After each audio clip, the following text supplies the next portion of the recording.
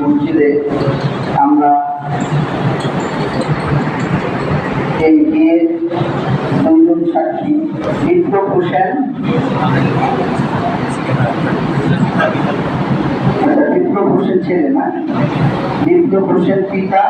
বিল্লাল হোসেন, মাতা মোসাম্মদ হাসনা বেগম, শান তারাই পোস্ট নিশাদনগর টঙ্গী গাজীপুর। এই আজকের তারিখে ঠিক আছে